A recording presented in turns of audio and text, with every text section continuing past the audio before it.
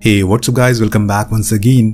दोस्तों, क्यों कहा जाता है कि अगर आपको प्लेन और ट्रेन को चलाना है तो उसके लिए आपके सीने में जिगर होना चाहिए, क्योंकि आप अपने साथ 100 से ज़्यादा लोगों की जान अपने कंधे पर लेकर चल रहे हैं। आज की कहानी भी कुछ इसी तरह की है, तो चलिए शुरू करते हैं बिना किसी देरी के। एंटनी नाम का एक एक्सपीरियंस पायलट अपनी बेटी से वीडियो कॉल पर बात करते हुए एयरपोर्ट के सिक्योरिटी चेक को पार करता है, फिर जाकर अपने कुछ पेपर वर्क को पूरा करता है। और आज उसे ट्रेल ब्लेजर नाम की एयरलाइन को सिंगापुर से टोक्यो लेकर जाना है। अब कॉकपिट में जाने पर उसे अपने को पायलट डेले से मुलाकात होती है, जो अभी काफ़ी यंग था और कम एक्सपीरियंस भी था। लेकिन वो एंटनी को देखकर काफ़ी खुश होता है, क्योंकि उसने उसके बारे में काफ़ी चर्चे सुने हैं। अब उन्हें एटीसी की तरफ से रिपोर्ट मिलती है कि आप जिस रूट से जा रहे हैं उसके पास थोड़े मोड़े खराब मौसम की संभावना है, तो कृपया करके अपनी आंखें खुली और अपने दिमाग को ठंडा रखें।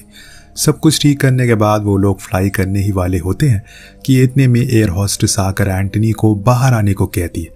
बाहर जाने पर उसे एक ऑफिसर मिलता है जो उसे बताता है कि जो आप मेरे पीछे आदमी देख रहे हैं वो एक हिस्ट्री किलर है।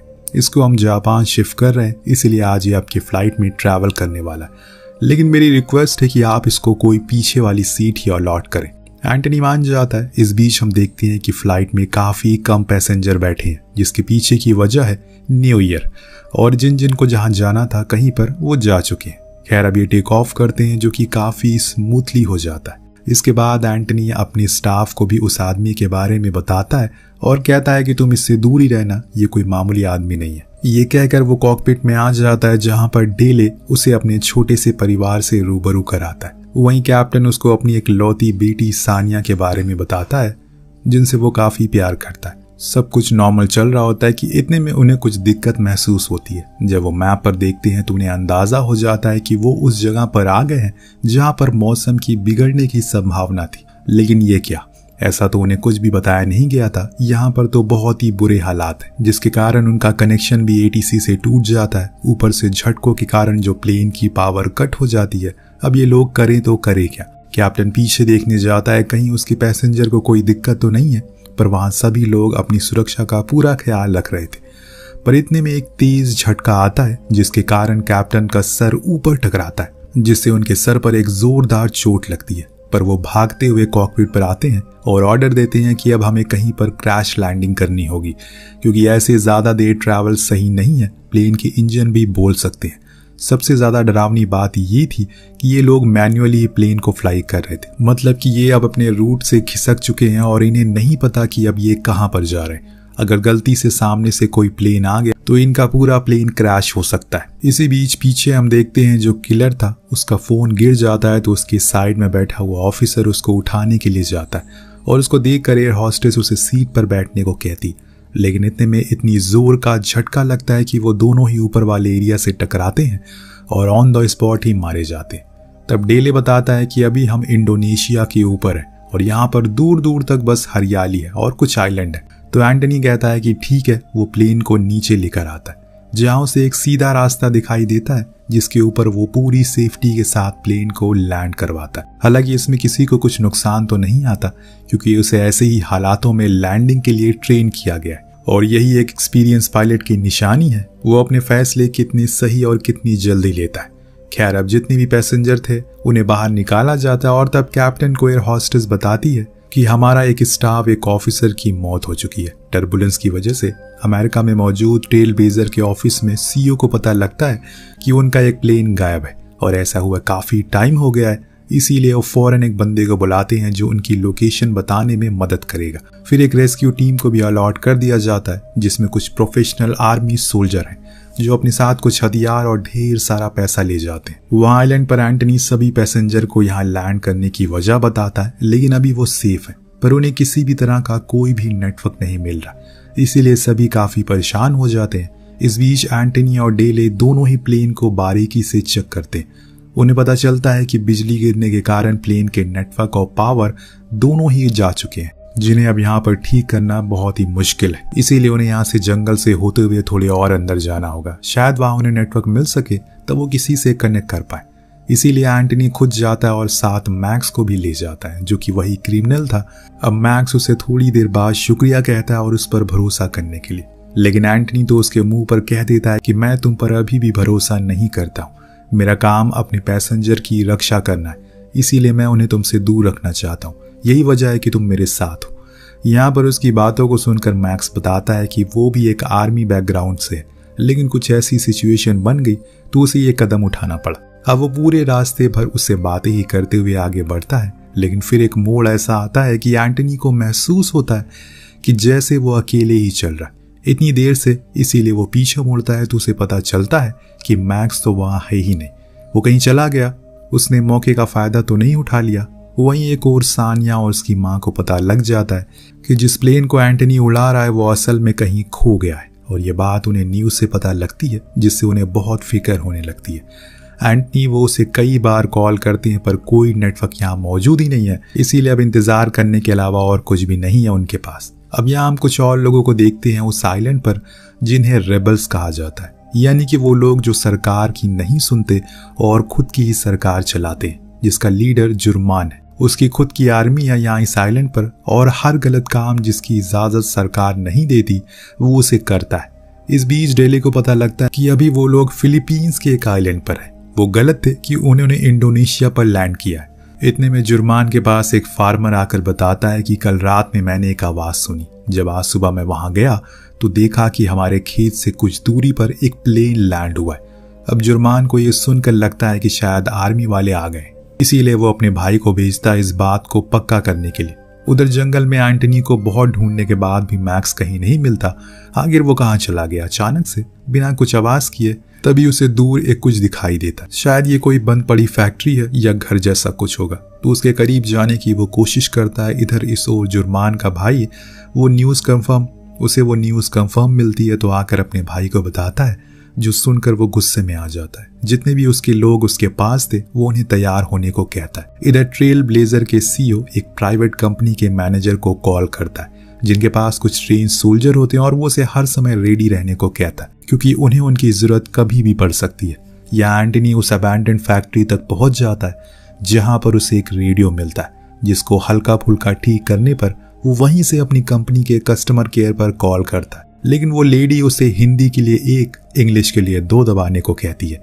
ये सुनकर एंटनी का माथा गर्म हो जाता और वो उन लोगों को भर भर के गालियां देता है, पर उसे कहीं तो कॉल लगाना ही था, इसीलिए वो सीधा अपनी बेटी के पास कॉल करता है। उसे सीधा पॉइंट पर आने को कहता है और उसको एक पेपर पर उसकी लोकेशन लिखने के लिए बोलता है कि अभी वो लोग एक फिलीपींस के आइलैंड पर हैं, जहां पर नेटवर्क तो बिल्कुल भी नहीं है, उनके पास खाना और पानी भी नहीं है। इसलिए आगे वो कुछ कह पाता कि इतनी देर में कोई इंसान पीछे से आकर उस पर वार करता है। उसे बहुत बुरी तरह मारना शुरू करता है। एंटनी भी उसका जमकर सामना करता है और फिर एक सही टेक्निक से उसका गले को मोड़कर उसे वहीं मार देता है। लेकिन शायद अभी कुछ और भी लोग हैं जिनकी आवाजें उसे आ रही है। वो वहीं छुप जाता है। वो असल में मैक्स था, जो उसे बताता है कि मैंने यहाँ पर कुछ लोगों को देखा है जो कि शायद किसी ग्रुप का हिस्सा है। उन्हीं में से 2 लोगों को मारकर मैंने ये हथियार उनसे छीना है। तुम भी एक ले लो, फौरन यहाँ से निकलो क्योंकि ये जगह सेफ नहीं है। अब दोनों ही वहां से बाहर निकलने का रास्ता ढूंढते हैं, पर बीच सीढ़ियों पर उन्हें कुछ लोगों की लाशें मिलती हैं और दीवारों पर खून के धब्बे। उन्हें समझ नहीं आता कि असल में ये सब क्या हुआ।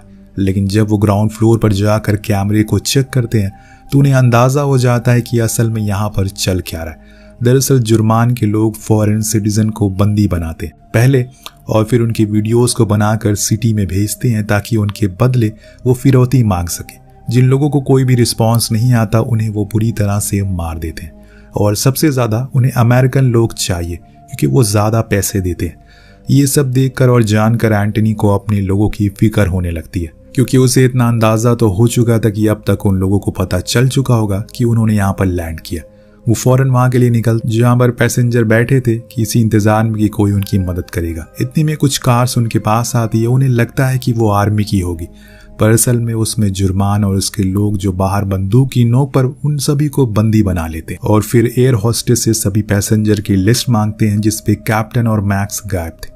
तो डेली बताता है कि कैप्टन मदद के लिए गए हैं, पर एंटनी तो वहां पहुंच गया। वो वहीं दूर से बैठा ये सब देख रहा होता है। वो बार बार वहां जाने की कोशिश करता है, लेकिन मैक्स उसको रोकता है और समझाता है कि ऐसा करके वो खुद की जान की दावत दे रहा है। उन्हें जरा आंख उठाकर देखो, वो पूरी आर्मी है, हमें दिमाग से काम लेना होगा। इतने में एक लेडी वहां से भागना शुरू करती है क्योंकि वो बहुत ज्यादा डर गई थी। तो जुर्मान का भाई हलील उसको वहीं शूट कर देता है और अपनी बीवी की ऐसी मौत को देखकर उसका हस्बैंड बार बार खुद को छोड़ने को कहता है।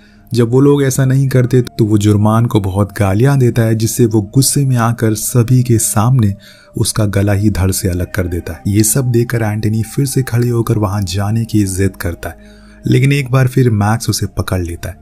अब जुर्मान सभी को बस में बैठने को कहता है और फिर कुछ लोगों को पैसेंजर का सभी सामान लूटने को भी। उनके जाने के बाद एंटनी और मैक्स बाहर आते हैं और जो बंदे सामानों को लूट रहे थे उसमें से एक को वहीं मार देते हैं। फिर दूसरे से पूछते हैं कि उन पैसेंजर को कहाँ ले गए, तो उन्हें लोकेशन वो बता देता है जो कि एक गांव का था। अब उस बंदे की खातिरदारी तो मैक्स करता है और यहाँ कैप्टन प्लेन के अंदर आता है। उसे पता चलता है कि पावर आ गई है क्योंकि जाने से पहले डेली ने उसे ठीक कर दिया, जिसकी मदद से वो एटीसी को सिग्नल भेजता है।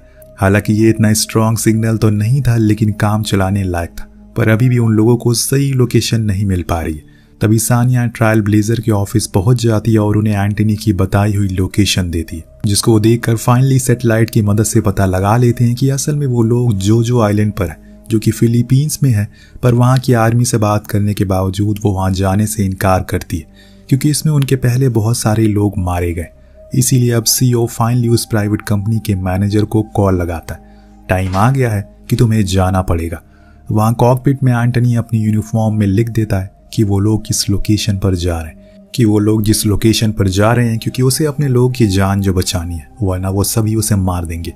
इसके बाद वो दोनों उस गांव के लिए निकल जाते हैं, जहां पर हम देख पाते हैं कि हलील उन लोगों से जबरदस्ती डरा धमका कर वीडियो शूट करवा रहा है ताकि वो लोग डरे और फिर उनकी कंट्रीज उन्हें पैसे दे। इधर वो टीम प्लेन के पास पहुंच जाती है, पर वहां उन्हें खाली प्लेन के अलावा कुछ नहीं मिलता। वो ऑफिस से कांटेक्ट करके बता देते हैं कि यहाँ पर कुछ नहीं, लेकिन तभी मैनेजर की नज़र एंटनी की ड्रेस पर पड़ती है जिस पर लोकेशन लिखी हुई थी, जिसे पढ़कर वो फौरन उस ओर निकल जाता है। और फिर इन लोगों से पहले ही वो दोनों वहां पहुंच चुके थे और बड़ी ही चालाकी से वहां पर तैनात कुछ लोगों को मारना भी शुरू करते हैं, जिसमें एंटनी का साथ मैक्स भरपूर देता है। इसीलिए कहते हैं कि कोई भी स्किल बर्बाद नहीं जाती, भले आप एक किलर ही क्यों ना हो। वो धीरे धीरे करके एक कदम को बढ़ाया जा रहा था। फिर कुछ ही देर में उस कमरे तक भी पहुंच जाता है जहां जुर्मान के लोगों ने उन सारे पैसेंजर को बंदी बनाया था, पर उसकी चाबी एक दूसरे हथियार बंद के पास थी। तो मैक्स बिना गोली चलाए उसको एक हथौड़े से मार देता और फिर कैप्टन अंदर जाकर उन सभी से कहता है कि आप लोग जाकर उसी बस में बैठ जाओ जिसमें यहाँ पर आए थे। लेकिन तब मैक्स एंटनी से कहता है कि यहाँ से बाहर निकलने का एक ही रास्ता है, जिस पर अभी काफी लोग हथियार लिए खड़े हैं।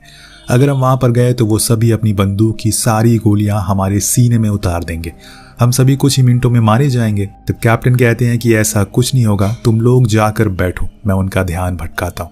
दरअसल वो खुद की जान की कुर्बानी देने को भी राजी था ताकि उसके पैसेंजर की जान बच सके। अब वो उस गेट की ओर बढ़ता है जहां उसको अकेला देखकर सभी उस पर किसी भूखे कुत्ते की तरह झपट पड़ते हैं। एक एक करके उसे मारना शुरू करते हैं। इतने में जुर्मान आकर उससे कहता है कि तुम्हारे लोग कब आएंगे, वो पैसे कब भेजेंगे। तो एंटनी उसे झूठ कहता है कि वो सभी के लिए पैसे भेज रहे हैं, तुम उन्हें जाने दो। लेकिन जुर्मान बिना किसी को मारे इतनी आसानी से तो जाने नहीं दे सकता। वो हलील से कहता है कि इसको शूट कर दो। लेकिन तभी एंट्री होती है मैनेजर और उसकी टीम की, जो वहां किसी शेर की तरह आते हैं और एक एक करके लाशों का अंबार लगा देते हैं। दिन वो कैप्टन को बस में बैठने को कहते हैं और खुद भी बैठकर वहां से निकल जाते। इस दौरान मैनेजर उन्हें बताता है कि हमारी बात फिलीपींस की सरकार से हो रही है, वो अगले 24 घंटे में हमें रेस्क्यू कर लेंगे। लेकिन वो कहता है कि इतने में तो हम सभी मारे जाएंगे, क्योंकि उनकी आर्मी भी आती होगी, वो सभी लोगों को मार देगी। लेकिन मेरे पास एक प्लान है, फौरन प्लेन के पास पहुंचो। उधर जब जुर्मान अपने मरे हुए भाई को देखता है तो उसका माथा किसी फ्राई पान की तरह गर्म हो जाता है। वो वहां से गुस्से में निकलता है, ये कहकर कि अब वो किसी को नहीं छोड़ने वाला। इधर प्लेन के पास आकर कैप्टन सभी को प्लेन में बैठने को कहता है, क्योंकि अब पावर आ चुकी है। जितना भी फ्यूल इनके पास बचा है उसी में उन्हें टेक ऑफ करना होगा, इसी पास वाले रनवे पर लैंड कराना होगा, तभी हम बच पाएंगे, वरना सभी मारे जाएंगे।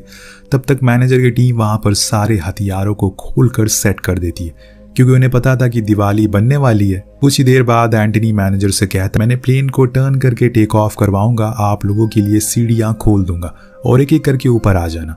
वो मैक्स के पास ही जाता है और कहता है कि तुम हमारे साथ मत आना, यहाँ से कहीं दूर चले जाओ, क्योंकि उन दोनों को पता था कि अगर वो वापस गया तो वो लोग उसे फिर से जेल में डाल देंगे। अब पायलट प्लेन को टर्न करता है। यहाँ जुर्मान और मैनेजर की टीम के बीच जमकर फायरिंग होती है और मैनेजर की टीम जो कि एक एक्सपर्ट थी इसीलिए वो सभी को मारना शुरू करते हैं, जिसमें मैक्स भी उनका भरपूर साथ देता है। लेकिन बीच में उसकी गोलियां खत्म हो जाती है तो वो पास में रखे एक बैग को लेने जाता है, पर जब वो उसे खोलता है तो उसमें पैसे थे जो कि मैनेजर की टीम लेकर आई एज ए कॉम्प्लीमेंट के तौर पर। अगर वो हार गए तो पैसे देकर फ्री हो जाएंगे। मैक्स तो गोलियां ले लेता है और फिर वो मैनेजर की टीम भी अब एक किकर के ऊपर चढ़ने लगी थी क्योंकि उन्हें मैक्स और एक स्नाइपर भरपूर कवर दे रहे थे। और फिर कुछ ही देर बाद आखिरी में बस मैक्स ही बचता है। सब ऊपर चढ़ चुके थे पर जुर्मान तो और भी पागल हो गया। वो अपने एक साथी के साथ प्लेन के आगे जाकर बजोका लेकर खड़ा हो जाता है, पर सही मौके पर मैक्स उस बंदे को देखकर शूट कर देता है और फिर जुर्मान को प्लेन से ही उड़ा देता है। जिसके बाद वो लोग टेक ऑफ करते हैं और मैक्स पैसों से भरा बैग लेकर निकल जाता है। टेक ऑफ के बाद प्लेन सही से काम नहीं कर पा रहा था, इसीलिए दोनों ही पायलट जख्मी हालत में भी पूरी जान लगा देते हैं और उसे तब तक फ्लाई करवाते हैं जब तक वो रनवे नहीं आ जाता। लेकिन वहां लैंड करवाना भी एक टास्क था। जो एंटनी ने अभी किया उससे बड़ी मुसीबत तो कुछ नहीं। वो बिना क्रैश के प्लेन को लैंड करवा देता है और फौरन अपने पैसेंजर से मिलने जाता है, जो उसका स्वागत तालियां बजाकर करते हैं, भले ही कुछ देर के लिए, लेकिन वो उनके लिए एक फरिश्ता था। उन सभी की जान को बचा लिया जाता है। जिसके बाद एंटनी सबसे पहले कॉल अपनी बेटी को लगाता है, जिसकी होशियारी के कारण वो आज बच सके। वेल, आपको कहानी कैसी लगी नीचे कमेंट करके जरूर बताइएगा। मिलते हैं अगले वीडियो में। Thank you so much watching. Peace out.